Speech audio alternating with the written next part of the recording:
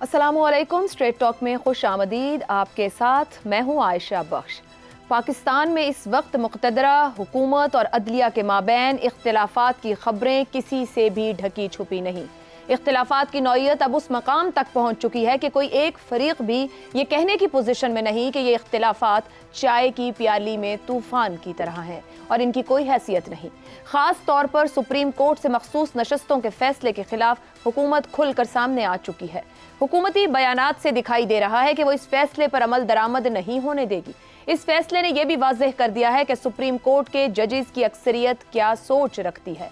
PTI पर पाबंदी के फैसले का ऐलान करके हुकूमत भी वाज़ेह कर चुकी है कि इस वक्त वो एक पेज पर है। ये है वो हालात जिनके बायस दारुल हुकूमत इस्लामाबाद के ड्राइंग रूम्स में सुबह से रात तक कई तरह के साजिशी नजरियात ज़ेरे बहस हैं। क्या अदलिया के अक्सर जजेस और हुकूमत के माबैन मामलात पॉइंट ऑफ नो रिटर्न तक पहुंच चुके हैं कि आने वाले दिनों में शहबाज शरीफ कौमी असेंबली तोड़ने पर मजबूर हो सकते हैं? अगर शहबाज शरीफ अपनी हुकूमत खत्म नहीं करते तो क्या वो अदालती फैसलों के नताइज भी भुगतने के लिए तैयार होंगे? क्या शहबाज शरीफ के पास इतनी सियासी ताकत है कि वो किसी के कहने पर अदलिया के सामने मुकम्मल तौर पर डट जाएं और फिर उनकी हुकूमत सरवाइव भी कर जाए? या फिर आने वाले दिनों में खुद अदलिया के अंदर से ही कुछ जजेस को लेकर क्या बड़े फैसले आ सकते हैं? क्या मुल्क में इमरजेंसी प्लस के हालात जन्म ले रहे हैं? क्या इस इमरजेंसी का मकसद भी 2007 वाला होगा जिसमें कई जजेस को घर भेजने की कोशिश की जाएगी? क्या कोई टेक्नोक्रेट सेटअप तश्कील दिया जाएगा? 15 जुलाई को वजीर इत्तलात की तरफ से पीटीआई पर पाबंदी लगाने के फैसले के ऐलान के बाद जिस तरह सियासी जमातों, इत्तेहादी जमातों, कानूनी हलकों और मीडिया का मौक़िफ़ सामने आया, उसके बावजूद क्या हुकूमत पीटीआई पर पाबंदी लगाने में कामयाब हो जाएगी? क्या अदलिया ये पाबंदी लगने भी देगी? क्या नवाज शरीफ किसी के कहने पर अपनी जमात पर इतना बड़ा दाग लगा देंगे जिसको मिटाना शायद शरीफ खानदान की आने वाली नस्लों के लिए भी इतना आसान ना हो? क्या अब की बार भी अदलिया को कंट्रोल करना माजी की तरह ही आसान होगा? इन सब सवालात के बाद सबसे बड़ा सवाल, क्या पाकिस्तान के हालात अब वाकई इस नहज पर पहुंच चुके हैं कि जहां कुछ ना कुछ बड़ा होकर रहेगा? आज हमारे सियासी हालात और सूरत हाल ने पूरे मामलात को अपने अंदर घेर रखा है। क्या इससे बाहर निकलने का रास्ता मिलेगा? गुफ्तगू करेंगे। पैनल में हमारे साथ हैं अबसार आलम, शहजाद चौधरी, इफ्तिखार अहमद और जैगम खान। प्रोग्राम का सवाल आप सभी के लिए। सियासी दर्जा हरारत नुक्ता उबाल पर, शहबाज हुकूमत की बका पर सवालिया निशान। क्या निज़ाम ब्रेकिंग पॉइंट पर आ गया? शहजाद साहिब, गुज़िश्ता 2 दिन में वैसे तो छुट्टी थी 9-10 मुहर्रम की सूरत हाल, लेकिन हम ये देखें तो इस्लामाबाद पिंडी से जिस तरीके से खबरें और फिर उनके ऊपर गुफ्तगू और अमल, रद्द अमल पर रद्द अमल, ये सारे मामलात होते रहे। आने वाले दिनों को लेकर बहुत सी गुफ्तगू होती रही। साजिशी मफरूजात कहा जाए, हकायक हैं या क्या है, मगर टकराव बहुत शदीद दिखाई दे रहा है। अपनी अपनी पोजीशन ले ली गई हैं। क्या निज़ाम ब्रेकिंग पॉइंट पर है इस वक्त? अच्छा देखें, क्या ब्रेकिंग पॉइंट पे आना भी चाहिए था या नहीं? इस वक्त जो बड़ी जंग है, सियासी जंग, वो पंजाब में हो रही है या सेंटर में हो रही है या कहाँ होनी चाहिए? मेरे ख्याल में तो पीएमएलएन अगर अपनी सियासत को की बका चाहती है और सियासत अपनी को बेहतर करना चाहती है तो पंजाब मैदान है ना उसका। सेंटर में तो कुछ भी नहीं है। वो तो ये 24-25 किलोमीटर का इस्लामाबाद का एरिया है और बाकी तो पंजाब में असल मैदान है। तो वहाँ पर उसकी जो हुकूमत जो है पीएमएलएन की, अगर उस पर फोकस करें और यहाँ पे एक तूफान मचाने की कोशिश ना करें तो उससे उनकी पंजाब की हुकूमत को भी बेहतर तौर पे चलने का मौका मिलेगा। लेकिन जिस किस्म के सोच लेके ये चल रहे हैं सेंटर में, उसका ताल्लुक सिर्फ और सिर्फ ताकत है और कुछ भी नहीं है, ताकत से है। और ये ताकत का जो उनको एक साख अपनी जो है वो खिसकती नजर आती है, उससे उनकी उनकी उनकी ताकत को भी असरअंदाज हो रही है। और ये ताकत का जो एक खुमार है, ये परेशान किया। हालांकि सियासत तो पंजाब में होनी चाहिए थी। देखिए, किसी भी हुकूमत का एक कानूनी जवाब होता है और एक अखलाकी जवाब होता है, बल्कि कानूनी जवाब से ही अखलाकी जवाब जन्म लेता है। जिस इलेक्शन के ऊपर इतने सारे सवालात हों कि उसके ट्रिब्यूनल भी अभी नहीं बन पाए, उसके ऊपर कोई फैसले नहीं हो पाए, या जिस किस्म के फैसले हो रहे हैं उसके अंदर बहुत सारे सवालात उठाए जा रहे हैं, तो फिर उसका कानूनी जवाब और इखलाकी जवाब जो है उसके ऊपर सवालात आ जाते हैं और उससे साख मुतासर होती है। तो ये बुनियादी के तौर पर एक कमज़ोर हुकूमत जो अपनी बका के लिए हाथ पाँव मार रही है, इसके अलावा और इस वक्त इस हुकूमत की हैसियत कुछ नहीं है। फिर उसके बाद जिस तरह हाइब्रिड निज़ाम का ये हुकूमत खुद से एक पेज का जिक्र किया आपने, उसको हाइब्रिड कह लीजिए, एक पेज कह लीजिए, ये बड़ी आजकल एक टर्म निकल चुकी है। तो बहरहाल उसके साथ अगर अपना जवाब एक पेज बनाते हैं तो वो पेज फटने में या कटने में कोई ज़्यादा वक्त नहीं लेता। और उसकी बुनियादी जो वजह होती है वो ये होती है कि कोई हुकूमत जो है वो इस हद तक साख अपनी खराब कर ले कि उसके साथ जो लोग अटैच हैं, उसमें कोलिशन पार्टनर्स भी शामिल हैं, उन सबको अपनी साख असरअंदाज होती नजर आए तो अपने आप को उससे दूर कर लेते हैं।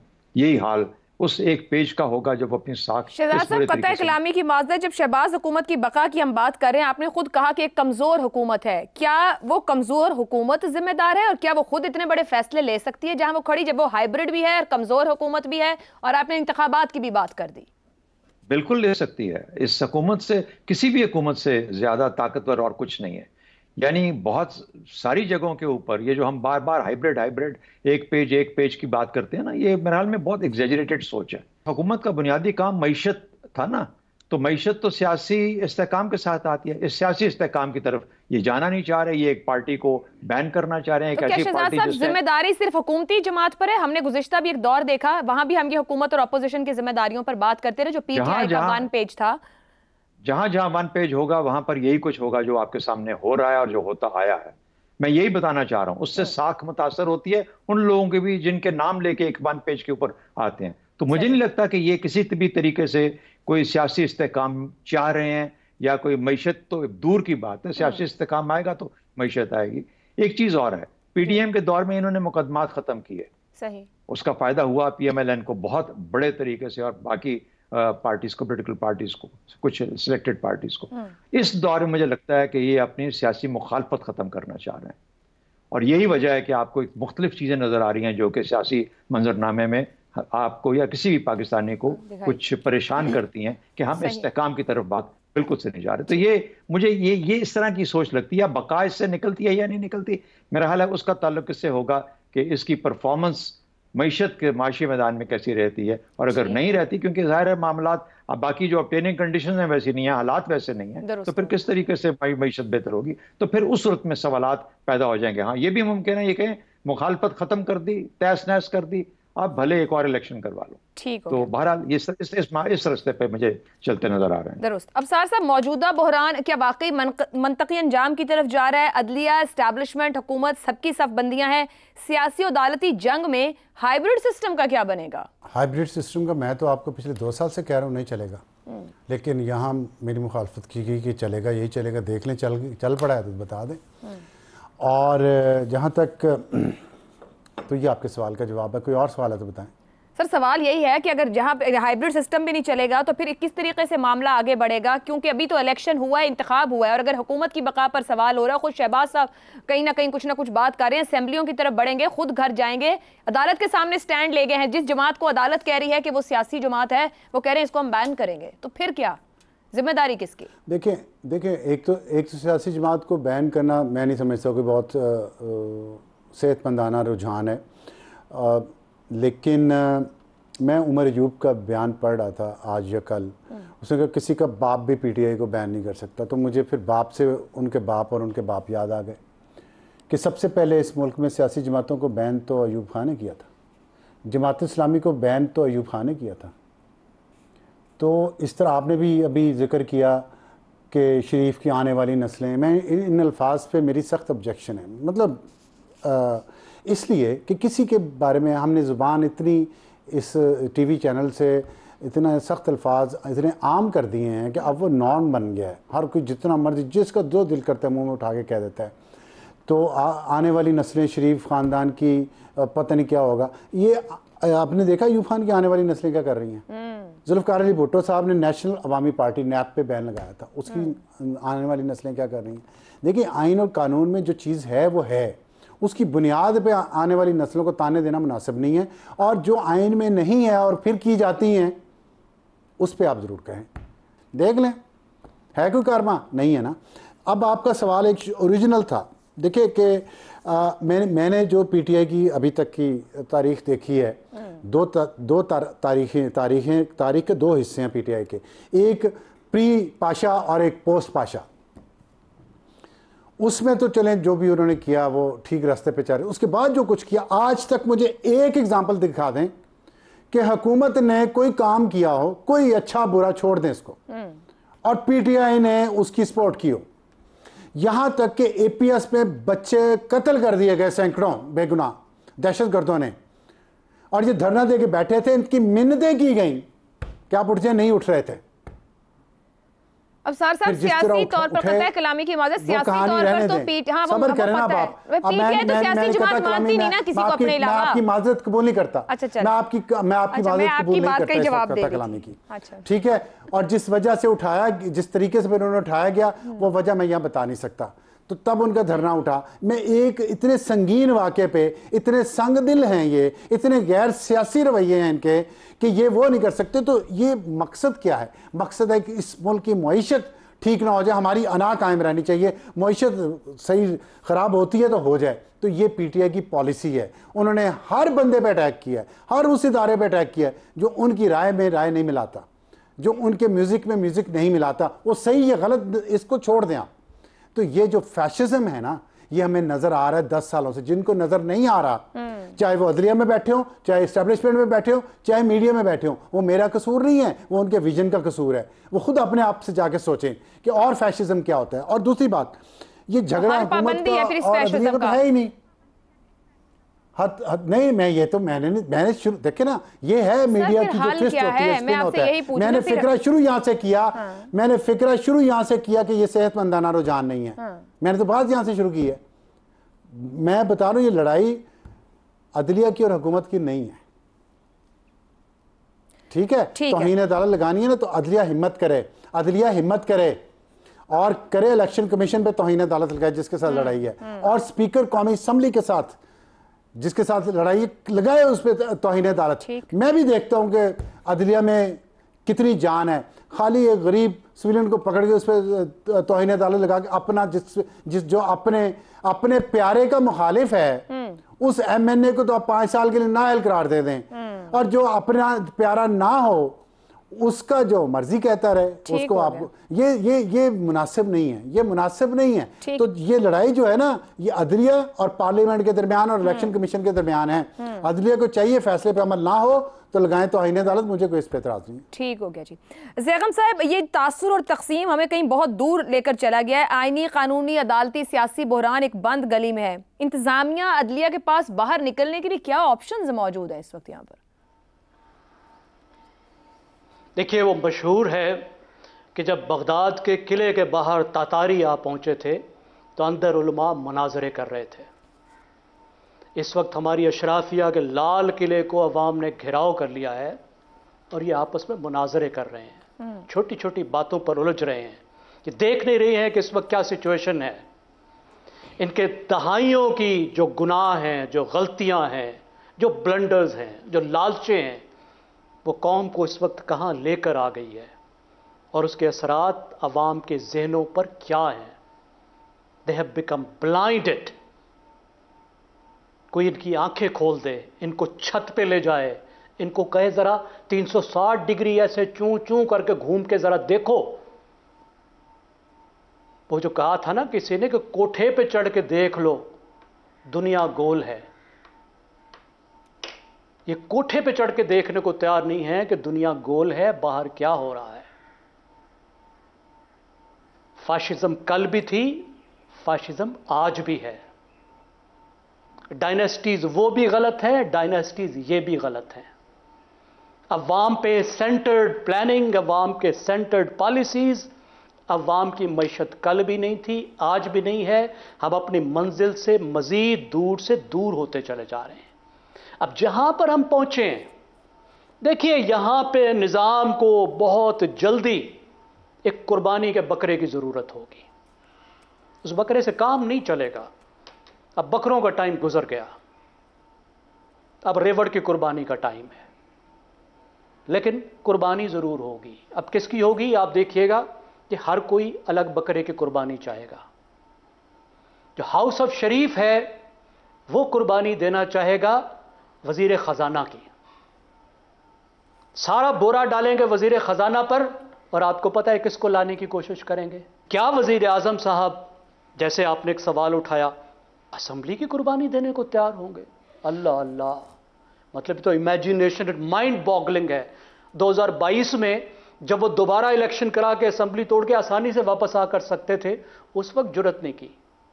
इस वक्त तो बाहर भाऊ बैठा हुआ है, असेंबलियां तोड़ने का आप सोच नहीं सकते, सब कुछ हाथ से निकलेगा।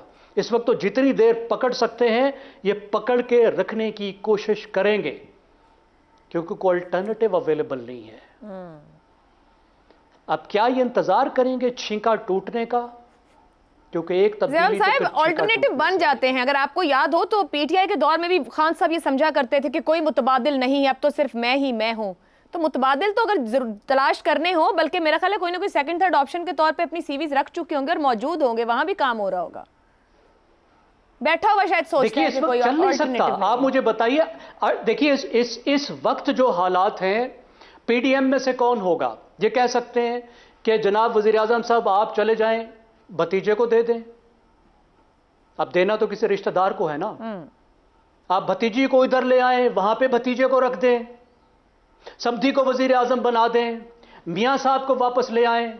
रिश्तेदारों की लिस्ट देखनी पड़ेगी ना, ये 2 ओहदे तो रिश्तेदारों के लिए हैं। अब फैमिली ट्री देखना पड़ेगा कि फैमिली ट्री में कोई दूसरा बंदा जो है वो कौन आ सकता है, या फिर पीपल्स पार्टी के हवाले करें। सही। जो सदर पाकिस्तान है वो कहेंगे मैं सदारत छोड़ता हूं, खुद आता हूं, वो तो बेटे को भी छोड़ने के लिए तैयार नहीं होते। या चलें बुरी कुर्बानी देंगे, वो कहेंगे कि मैं खुद नहीं बनता, मैं इधर ही बैठा हूं, मेरे बेटे को बना दो। ठीक हो गया। इन 2 पार्टियों में से और कौन आएगा? किसको ये देंगे? सही। और इसके बाहर जो गुंजाइश है, बाहर तो एक ही पार्टी बैठी है इस वक्त।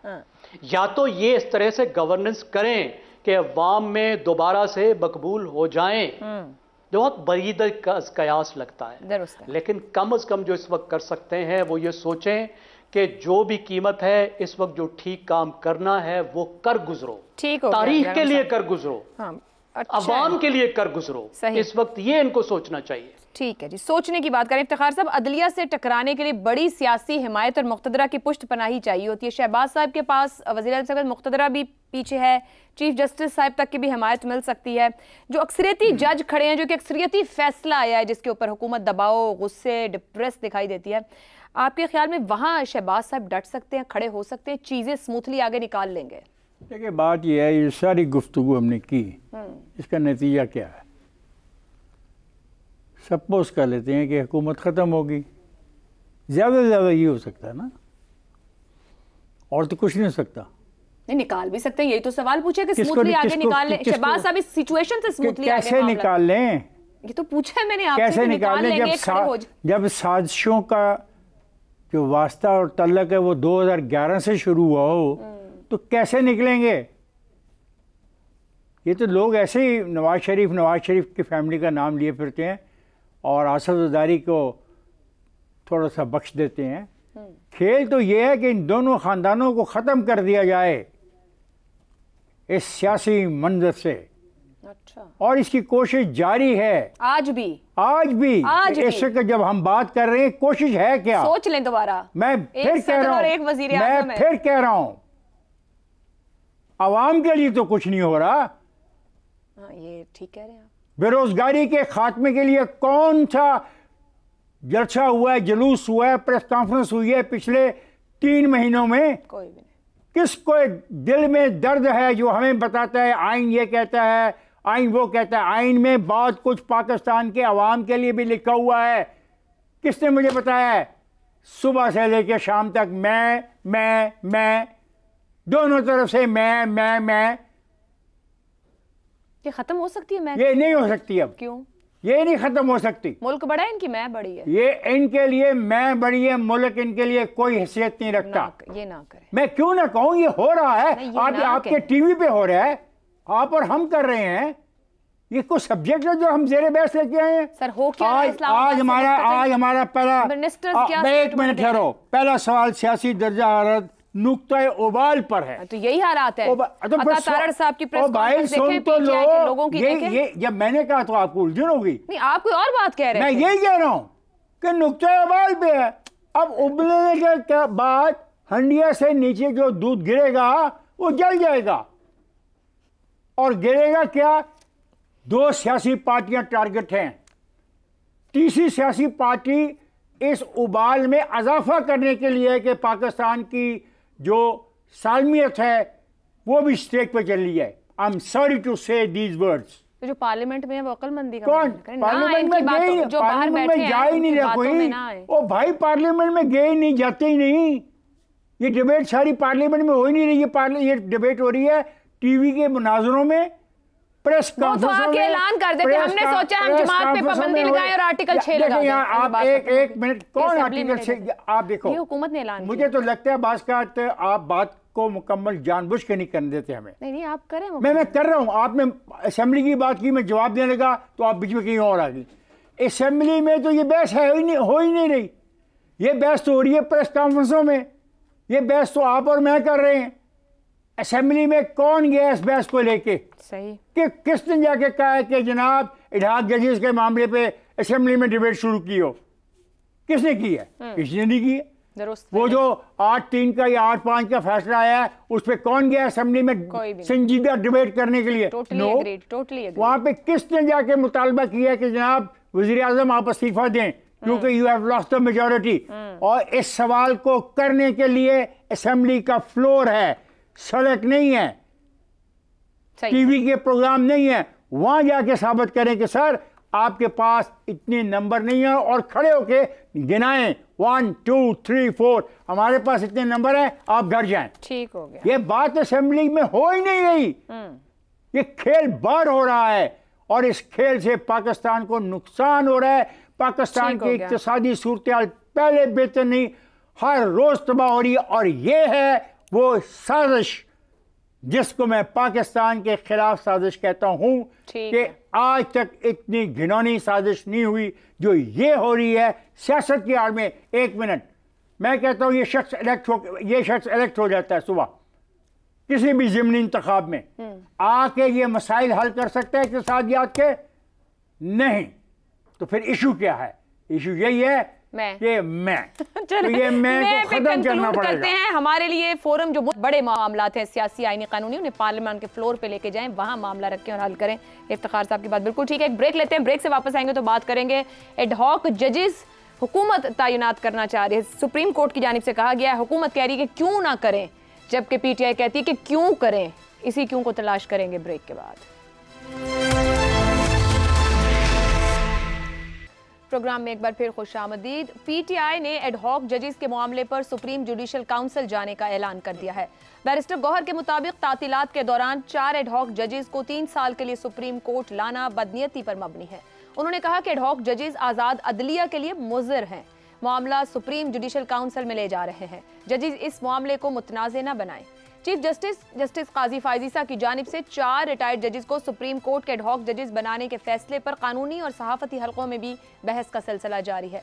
नामजद रिटायर्ड जजों में से जस्टिस रिटायर्ड बशीर आलम और जस्टिस रिटायर्ड मकबूल बाक़िर ने एडहॉक जज बनने से माजरत कर ली है, जबकि जस्टिस रिटायर्ड मजहर मियां खेल और जस्टिस रिटायर्ड सरदार तारिक मसूद अपनी खिदमात अंजाम देने पर रजामंदी का इजहार कर चुके हैं। इस बात का भरपूर इम्कान है कि कमीशन इन 2 रिटायर्ड जजेस की नामजदगियों को मुत्तफ़क़ा तौर पर मंजूर करे। कई वकला ये तजावीज़ दे रहे हैं कि एडहॉक जजेस को आईनी और सियासी नौइयत के मुकदमात सुनने वाले बेंचेस में शामिल नहीं होना चाहिए। वकला एडहॉक जजेस की तकर्रुरी के बारे में मुनक़सिम है। आज़ाद ग्रुप के अरकान एडहॉक जजेस की तकर्रुरी की हिमायत कर रहे हैं, जबकि प्रोफेशनल ग्रुप इस इक़दाम की सख्त मुखालिफत कर रहा है। आइन के आर्टिकल 182 के तहत एडहॉक जजेस की तकर्रुरी आर्जी तदबीर के तौर पर मौजूद है। इससे पहले भी 22 जजेस को एडहॉक बुनियादों पर तैनात किया जा चुका है, मगर इस मरतबा एडहॉक जजेस की टाइमिंग को लेकर अहम सवालात ज़ेरे बहस हैं। बड़ा सवाल यही है कि एडहॉक जजेस की तकर्रुरी का फैसला ऐसे वक्त में ही क्यों किया जा रहा है जब अदालत की जानिब से अहम कानूनी, आइनी और सियासी उमूर के फैसले आ चुके हैं, जबकि कई अहम फैसले आने जा रहे हैं। इंतजामिया और अदलिया के दरमियान इख्तिलाफात ही नहीं बल्कि जजेस के अंदर सोच का फ़र्क भी इस फैसले के हवाले से अहम सवालात खड़े कर रहा है। इसी पर सवाल रखेंगे पैनल के लिए।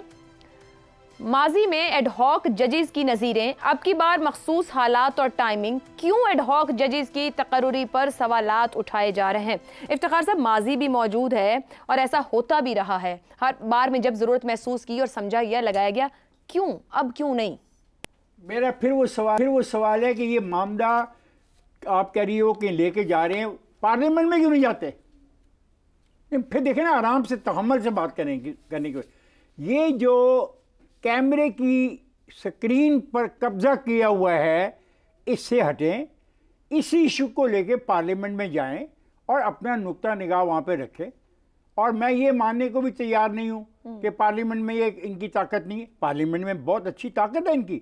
चले मैं मानता हूँ कि वो पार्लियामेंट का इजलास नहीं बुलाते, और भाई तुम पार्लियामेंट का इजलास तलब कर सकते हो, तुम्हारे में पास इतने नंबर्स हैं कि तुम दरखास्त स्पीकर को दो और पार्लियामेंट का इजलास तलब करो, और पार्लियामेंट के इजलास में ये डिबेट लेके आओ कि ये जो टाइमिंग और मखसूस हालात, आप दो लफ्ज़ इस्तेमाल कर रहे हो कि टाइमिंग और मखसूस हालात, तो फिर ये आईने पाकिस्तान बताएगा 182 के बारे में कि क्या इसमें मखसूस हालात और टाइमिंग के बारे में कोई बात की गई है या नहीं की गई है, या हर बात वो होगी जो आपकी ख्वाहिश के मुताबिक होगी।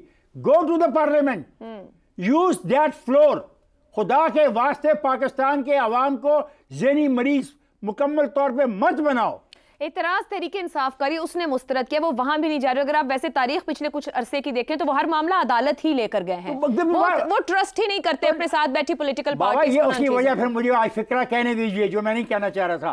क्या? जुल्फ़िकार अली भुट्टो को फांसी देने वाले जजेस एक खास सियासी सोच के हामिल थे, और उन्होंने सियासी सोच का साथ दिया और उन्होंने जुल्फ़िकार अली भुट्टो को फांसी पे लटका दिया।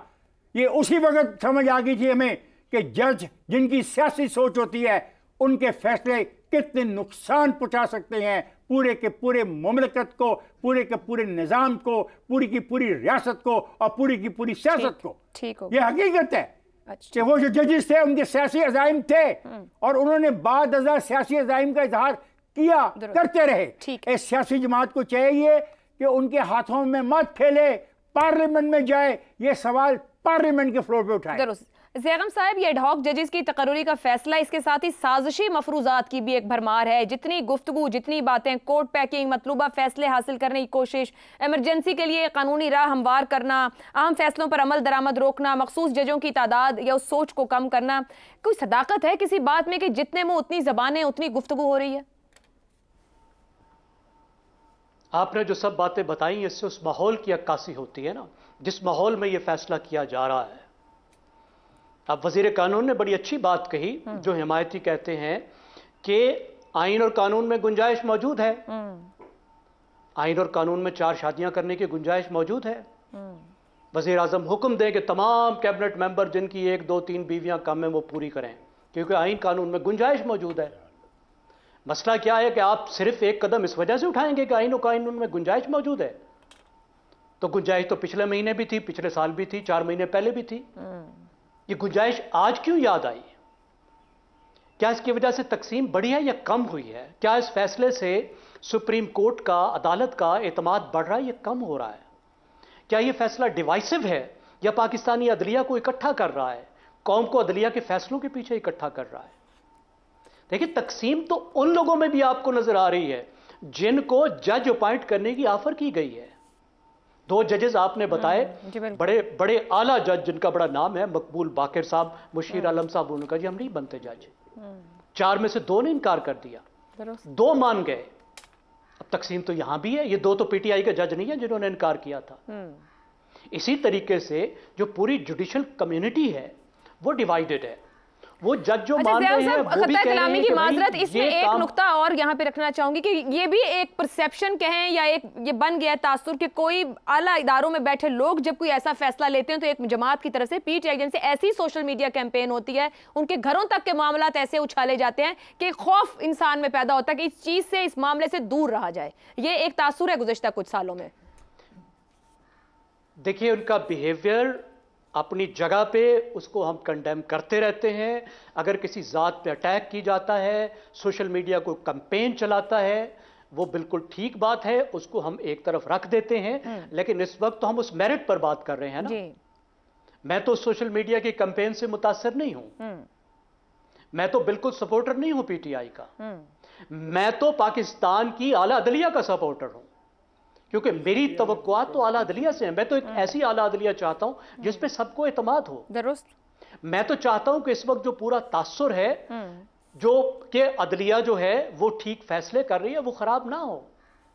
इस वक्त क्या अगर ये फैसला है, इसके पीछे कोई भी ये सोचने पे मजबूर नहीं होगा कि इस मोमेंट पर जब कुछ अहम सियासी फैसले वहां हैं तो तो सुप्रीम कोर्ट में नंबर गेम को चेंज करने की कोशिश की जा रही है। तो फिर ये कितनी बड़ी मैनिपुलेशन होगी अगर इस वक्त सुप्रीम कोर्ट की नंबर गेम को चेंज करने के लिए एडहॉक जजेस को लाया जाए। भी ऐसी उस्ताद क्या आके पड़ी है? आप मुस्तकिल जजेस को क्यों नहीं लाते? क्या पाकिस्तान में मुस्तकिल जजेस कंप्लीट है मेरा ख्याल से, और वो केसेस सॉल्व करने के लिए कि केसेस का बार बहुत ज्यादा है, नंबर ज्यादा है, उसको हल करना। सादा कानून से सुप्रीम कोर्ट के जजेस की तादाद को बढ़ाया जा सकता है। ठीक हो गया, बढ़ा दे कानून की तरफ से। पाकिस्तान की पार्लियामेंट नंबर को डबल कर दे, किसने रोका है? ठीक है, डबल कर दे, उसके बाद नए जजेस को ले आए, जो तरीका तादाद बढ़ा ली जाए कानून साजी के। एक ब्रेक लेते हैं, हाँ अगर पार्लियामेंट तो इस पर भी गौर करे। एक ब्रेक लेते हैं, ब्रेक के बाद शहजाद साहब और अफसार साहब की राय आपके सामने रखेंगे। वज़ीर कानून ये कहते हैं कि एडहॉक जजेस तायिनात होने चाहिए, आइन और कानून भी ये कहता है और आइन भी इसकी इजाज़त देता है। बिल्कुल इजाज़त है। शहजाद साहब, टाइमिंग अहम है नहीं, या सिर्फ एक हुक्मनामा जारी कर दिया जाए registrar supreme court, chief justice या गवर्नमेंट की तरफ से कि एडहॉक जजेस सिर्फ सिविल केसेस को निपटाएंगे, सियासी कानूनी मामलात नहीं सुनेंगे, तो क्या गर्द बैठ जाएगी? अच्छा आयशा, ये टाइमिंग और महसूस हालात का आपने जिक्र किया है अपने सवाल में। मेरे ख्याल में एक और चीज़ बड़ी अहम है इस तादाद में, जिसका कि नंबर्स का जिक्र जगम साहब भी कर रहे थे। तादाद भी बड़ी अहम है कि इस तादाद में एडहॉक जजेस की अपॉइंटमेंट जो है सुप्रीम कोर्ट के ऊपर कुछ सवाल ज़रूर उठाती है। दूसरी बात, सुप्रीम कोर्ट का अपना बेंच जो है गुंजाइश 17 जजेस की है। जहां तक मेरी समझ है, इतलात है 15 जजेस हैं शायद हमारे सुप्रीम कोर्ट में। 17 मुकम्मल है सर इस वक्त? 15 मुकम्मल है मेरे ख्याल में, 17 होने चाहिए। 17 मुकम्मल है सर, 17 हैं और 4 का कहा था, उनमें से 2 एग्री किए, 2 ने माजरत कर ली है। ठीक है, ओके। सो इसका मतलब है कि बेंच मुकम्मल है, और फिर वो अगर उसके बावजूद अगर केसेस की तादाद जो है वो इतनी, इसका एहसास हुआ है कि बहुत ज़्यादा केसेस हैं, तो बदकिस्मती से ये केसेस जो हैं, जो तादाद है, ये काफ़ी अरसे से यूं ही चली आ रही है। तो इसलिए आपका टाइमिंग का सवाल, देखिए जो भी हुकूमत, कोर्ट पैकिंग एक दुनिया भर का एक तरीका है, हर हुकूमत अपने हक में फैसले चाहती है, तो ये दुनिया भर में मिसालें हैं कि कोर्ट पैकिंग की जाती है। हमारी अपनी तारीख के अंदर, यानी हमें ये मालूम है कि जस्टिस कयूम से शुरू करें, वो तो एक मामूली चले, एक हाई कोर्ट के जज थे। उसके बाद आप रफीक तारड़ साहब का रोल देखें बलूचिस्तान हाई कोर्ट के सिलसिले में, आपको समझ आ जाएगी। साकिब निसार और आसिफ खोसा दोनों को मातूब किया जाता है। इनके अपने वक्तों में पंजाब के अंदर रहते हुए खसूसी तल्लुकात थे पंजाब की हुकूमतों के साथ। ये वहाँ की खसूसी तल्लुकात की बुनियाद पे ही फिर मसाइल आगे बढ़ते चले आए हैं, जो कि पाकिस्तान इस वक्त जाती किस्म के अनाद के दरमियान के अंदर फंसा हुआ है। लोगों के जाती अनाद तारीख जो है वो फंसा के रखा हुआ है। ना हमारी गुफ्तगू के अंदर कोई इस्तेकाम है, ना हमारे हालात में इस्तेकाम है, क्योंकि अन्याय और जो आपस के ताल्लुकात हैं माजी के, वो इस तरीके से इसमें हाइल होते हैं। ये बदकिस्मती है पाकिस्तान की। तो आपको जो नजर आ रहा है वो कंटिन्यूटी है उसी सवाल का जवाब में, जो कि हम सब कह चुके हैं। पहला सवाल जो आपने किया था, ये उसी का एक हिस्सा है कि किस तरीके से अपनी हुकूमत को दवाम बख्शा जा सकता है। ठीक हो गया, ठीक हो गया। अब सर साहब, पीटीआई कह रही है कि एडहॉक जजेस के मामले पर वो सुप्रीम जुडिशियल काउंसिल जाएंगे, क्या इसका फायदा होगा पीटीआई को, या फिर पीटीआई के हामी हल्के ये कह रहे हैं कि केपी में असेंबली के जरिए करारदाद मंजूर कर ली जाए एडहॉक जजेस के खिलाफ, वो इस तरफ बढ़ेंगे? पहले केपी वाले अपने वहाँ पर रोजाना जो हमले हो रहे हैं और रात को बाहर नहीं निकल सकते केपी वाले, वो पहले उस पर कुछ कर लें। हुकूमत का काम सिर्फ ये करारदादे पास करना नहीं होता। और मैं हैरान हूँ कि यहाँ पे टाइमिंग पे बात हो रही है, और इतने पढ़े लिखे लोग जब इस तरह, या तो नाकिस इंफॉर्मेशन है या कोई और वजह है। अब मुझे अल्लाह जानता है बेहतर कि क्या वजह। कहते हैं कि आज क्यों याद आया? आज इसलिए याद आया कि आज जब 17 जजेस सुप्रीम कोर्ट की स्ट्रेंथ पूरी हो गई, तब आप एडहॉक जजेस लगा सकते हैं। जब तक सुप्रीम कोर्ट के रेगुलर जजेस पूरे ना हो, उससे पहले एडहॉक जजेस नहीं लगा सकते। अब उस पर एक उनकी तरफ से आर्गुमेंट ये है कि केसेस पेंडिंग बहुत हैं। ठीक है, केस आप ये आर्गुमेंट नहीं मानना चाहते, ना माने, उन्होंने तो आर्गुमेंट दिया है ना काजी साहब। अब काजी फाइज साहब की नीयत पे शक क्यों किया जाता है? इसकी वजह पता क्या है? इसकी वजह यह है कि काजी फाइज साहब एक मजबूत किरदार का जज है। उसने आसिफ सईद खोसा की तरह किसी सियासी लीडर को फ़ोन करके ये नहीं कहता कि मेरे पास आओ ना, मैं तुम्हारा मसला सुनता हूँ। वो उनका बेटा साकिब निसार की तरह किसी सियासी जमात के टिकटें नहीं बेचता। उनका कोई स्पाउस किसी सियासी लीडर के साथ स्टेज पे बैठा नहीं होता जलसे में, और जिनका जो जज फिर फैसला देता है रिजर्व सीट के मामले में। काजी फायजी साहब पे इल्ज़ाम लगा, उसने खड़े होकर मर्दों की तरह अपने उस केस को लड़ा अकेले। जब आप जिनकी टारगेट किलिंग की बात करिए ना, इतने मुंह खुल जाते हैं यहाँ पे शरीफ आदमी पे हमला करने के लिए कि सब भाग जाते हैं। काजी फायज साहब खड़ा रहा, अपना केस जीता। एजाजुल हसन की तरह और मुजाहिर नकवी की तरह आसान रास्ता इख्तियार करके इस्तीफा देके नहीं भागा। सच्चे होते तो ना भागते। काजी सच्चा था। काजी ने जुल्फकार अली भुट्टो केस का फैसला किया। काजी ने प्रैक्टिस एंड प्रोसीजर एक्ट बना के अपना इख्तियार कमेटी को दिया। तकलीफ ये है काजी फायज साहब के, वो किसी की पॉकेट में नहीं है। और इस मुल्क में जब आप किसी की पॉकेट में नहीं होते ना ए सियासी जमात के, ना बी सियासी जमात के, ना किसी और के, तो आपके खिलाफ जो छोटे लोग होते हैं वो जरूर पीछे पड़ते हैं। और यही वजह है, काजी का सिर्फ ये कसूर है, इसलिए कोई काम करेगा काजी ठीक ये उसके पीछे पड़ जाएंगे गुड और बैड देखे बगैर नहीं। ठीक, एक मिनट मुझे और दीजिएगा। ये टाइमिंग उस वक्त हमें क्यों नहीं याद आई जब 2012 में ताहिरुल कादरी यहाँ पे लाया गया। जब 2013 के इंतखाबात के फौरन बाद सीपैक हुआ तो धरना देना शुरू हो गए, एहतजाज शुरू हो गया पूरे मुल्क में, चाइनीज प्रेसिडेंट को आने नहीं दिया गया। उस वक्त टाइमिंग क्यों नहीं याद आई किसी को। एपीएस का वाकया हुआ, फिर उसके बाद दोबारा यही इस मुल्क में फसाद शुरू हो गया, वो टाइमिंग क्या थी। तो जब नया आर्मी चीफ मुकर्रर होना था और उसी दिन यहाँ पे लॉन्ग मार्च पिंडी में आके इख्तिताम पजीर हो रहा था, ये टाइमिंग क्या थी बता दें मुझे। और बहुत सी टाइमिंग में बता सकता हूँ, लेकिन सिर्फ इसलिए किसी की नीयत पे शक करना बगैर सबूत के, ये सहाफती बेईमानी भी है और अखलाकी बेईमानी भी है, और मैं इससे ज्यादा कुछ नहीं कह सकता। ठीक हो गया जी, आज के प्रोग्राम इजाजत दीजिए, अल्लाह हाफ़िज़।